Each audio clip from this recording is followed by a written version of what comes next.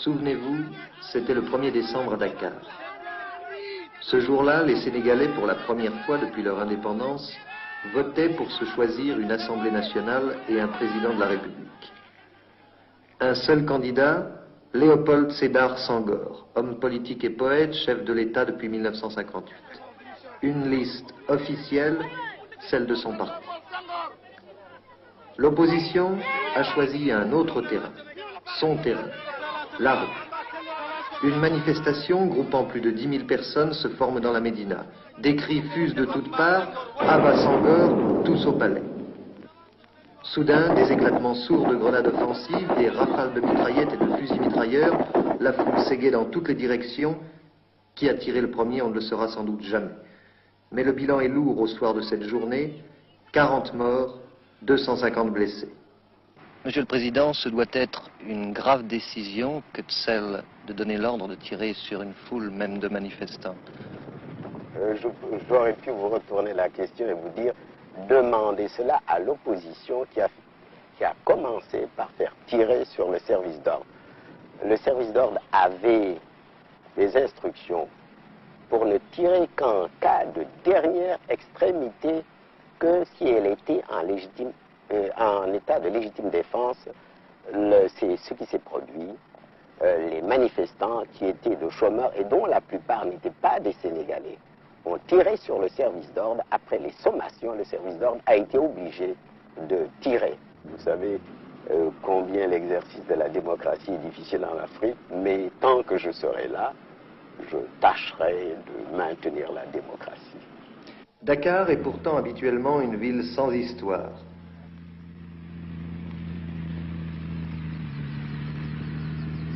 Ancienne capitale de l'Afrique occidentale, c'est une métropole de 400 000 habitants au milieu de laquelle se dressent fièrement des immeubles à allure de gratte-ciel. C'est une ville qui, à première vue, ne respire pas la pauvreté. Magasins de luxe, architecture moderne, c'est un morceau d'Europe transplanté sur la côte africaine. Mais Dakar, c'est aussi cela. Une médina où s'entasse misérablement une population africaine qui ne cesse de se multiplier à une cadence effarante. Des paillotes et des baraques faites de paille, de terre, de bois, de tôle, toutes de briques et de brocs, à l'image de tous les bidonvilles.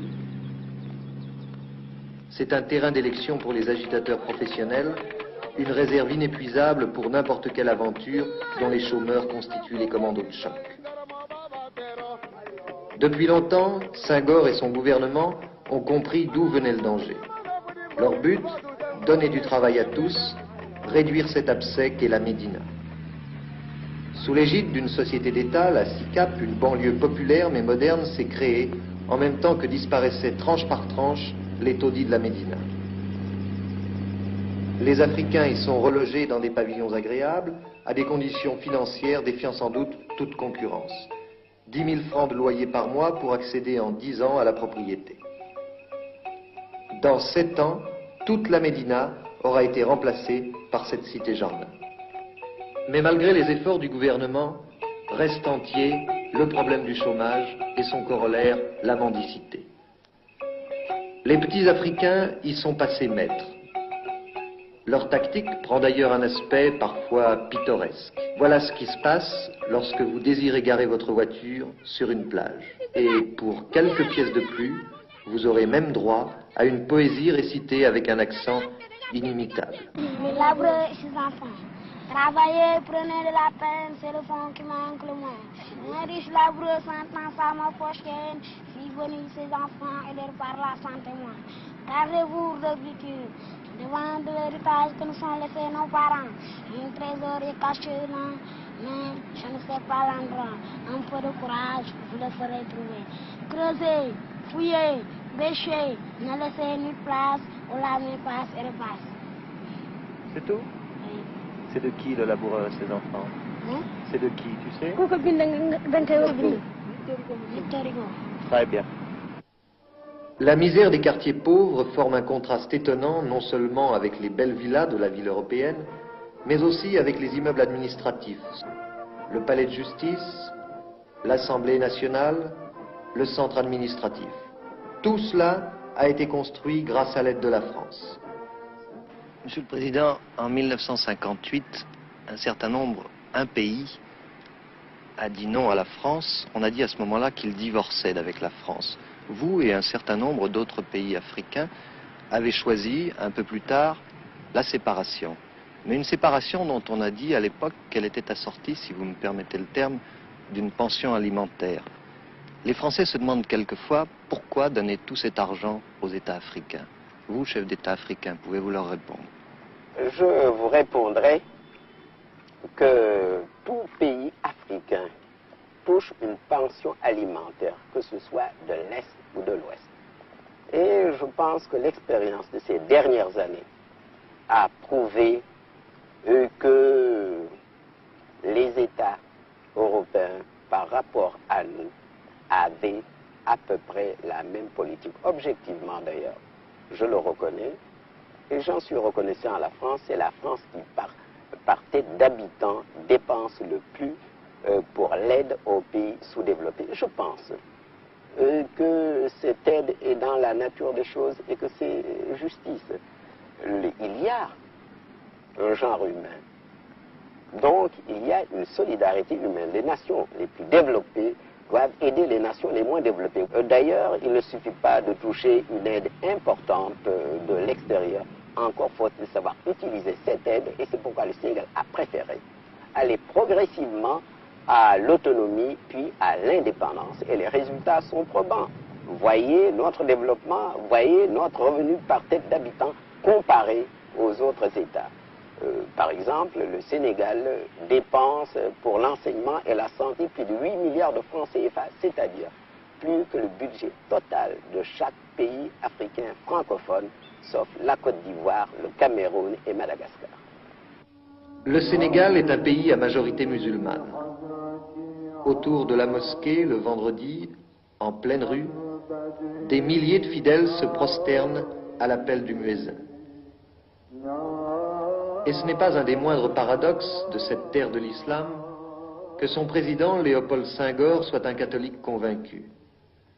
Ses adversaires essaient d'ailleurs d'attiser le fanatisme religieux des musulmans contre cet infidèle.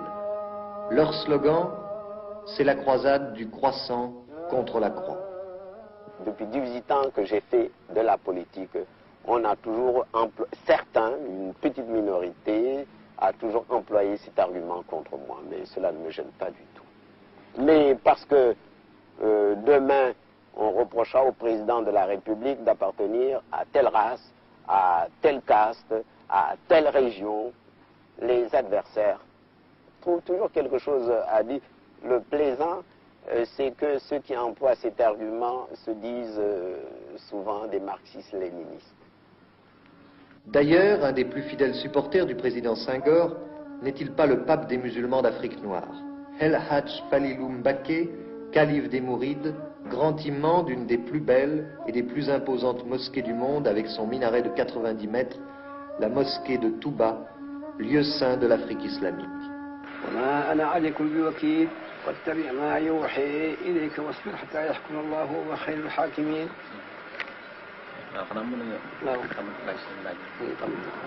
Vous pouvez maintenant, Monsieur Colomès, le calife a fini la lecture de quelques versets du Coran. Il est maintenant à votre entière disposition pour répondre à toutes les questions que vous voudrez bien lui poser. On dit au Sénégal que le calife des Mourides est le supporter numéro 1 du président Senghor. Or, c'est étrange, un calife musulman, supporter d'un président catholique.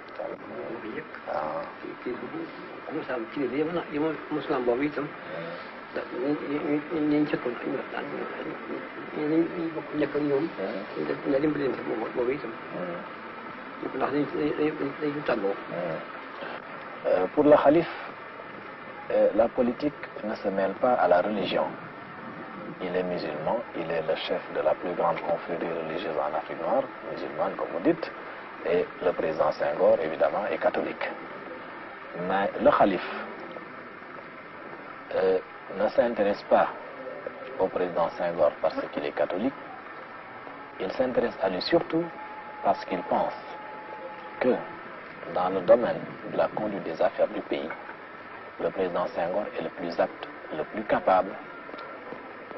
Et pour le Khalif, les intérêts supérieurs du Sénégal sont au-dessus de toute considération. Évidemment, nous n'allons pas demander au président Senghor de diriger les affaires spirituelles des musulmans. Ce qu'on demande au président Senghor, ce n'est pas sa religion, c'est de conduire le Sénégal sur la voie du progrès, de la paix et de la liberté. Et surtout, tout cela dans le respect des valeurs traditionnelles et spirituelles. Un certain vent de bouleversement souffle depuis quelque temps sur l'Afrique et surtout sur les dirigeants qui ont amené leurs pays respectifs à l'indépendance. Regardez M. Sylvanus Olympio, l'Albé Fulbert Youlou au mois d'août, récemment M. Hubert Maga. Vous n'êtes pas inquiet, vous, président Senghor? Inquiet, je suis inquiet pour l'Afrique en général, car l'Afrique a besoin de stabilité. Pour moi, il y a longtemps que j'ai choisi de vivre dangereusement. Le problème pour moi, ce n'est pas de vivre, j'ai 57 ans, j'ai fait ma vie. Le problème, c'est que mon pays vive, et c'est là l'essentiel. Et c'est ce à quoi je m'emploie. Au pays du président Senghor vivent aussi un grand nombre de Français. Dakar seul en compte 25 000. Cohabitant sans problème avec la population africaine, ils sont passés sans effort de l'époque coloniale à l'indépendance. Mais comme tous les Français d'outre-mer, l'avenir les préoccupe. L'indépendance, ça n'a rien changé pour vous? Non, l'indépendance n'a rien changé pour moi. Pour moi, personnellement, absolument rien. Sinon, au début, peut-être un coup de frein dans les affaires. Et puis alors, une ambiance qui n'était peut-être pas très assurée. Les gens étaient un peu inquiets, se demandaient de quoi demain serait fait. Maintenant, tout ça a l'air de rentrer dans l'ordre. En fait, on a l'impression qu'à Dakar, tout se passe comme si on avait remplacé le gouverneur français par un chef d'État africain. Oui. Mais que pour le reste, rien Ah, ne va pour le changer. reste, absolument rien. C'est notre position de Français est exactement ce qu'elle était autrefois. Pour vous, après Senghor, c'est le déluge? Non. Non, je ne crois pas, mais enfin, nous savons ce que nous avons, nous voulons le garder. Non, je ne pense pas qu'après